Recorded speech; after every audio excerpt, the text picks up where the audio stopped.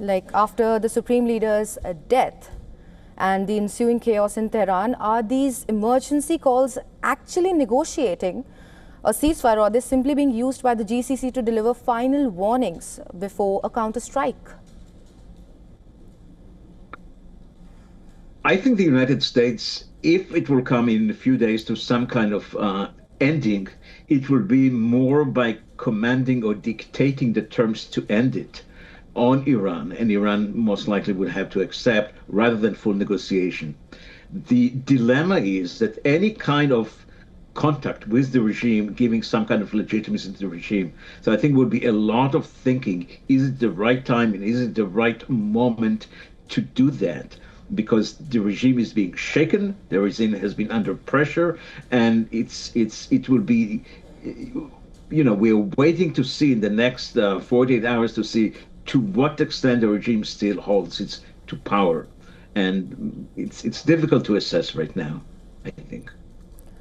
Correct. And Doctor, as the GCC transitions from diplomatic hedging to an active defensive alliance following the direct strikes on their territory, do the ongoing emergency telecoms represent a final attempt to salvage regional stability, or are they merely the tactical deconflictation protocols of a region that has already accepted the inevitability of an all-out war? What do you think about that? I think that more and more elements within the Gulf, within the regional context, tend to believe that with that regime, they cannot create the kind of stability that they hoped before. So even though two days ago, many of them did not want Iran to be attacked, given the attack and given the situation right now, I think they are moving towards a desire to see Iran being defeated. They may not want ready to say it publicly, but from what I gather, from what I understand, I think they are moving towards that kind of direction, very much like Saudi Arabia. As you know, Saudi Arabia is also one of the countries that was hit by Iran. And Doctor, can the GCC continue their Vision 2030, quote-unquote, economic transformations if the telecoms fail to stop the attacks on critical infrastructure and global shipping lanes? Well, they would like to keep it. It's very much part of their image. It's very much part of who they are. They're very much of the part of the, what's the JCC states are projecting to the world. And obviously, and there are certain vulnerabilities that goes with it.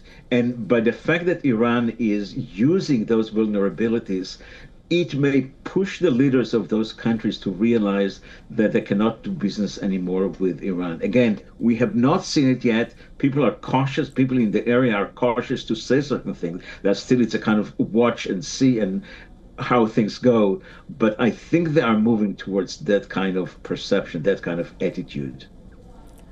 Right, Doctor. And given that Bahrain and the UAE successfully intercepted dozens of missiles and drones, does this tactical success embolden the GCC to take a harder political line, knowing their defensive shield finally worked? I think one of the things that we have already get a sense in the last 24 hours is that the Israeli air defense is much, much better than in the Gulf.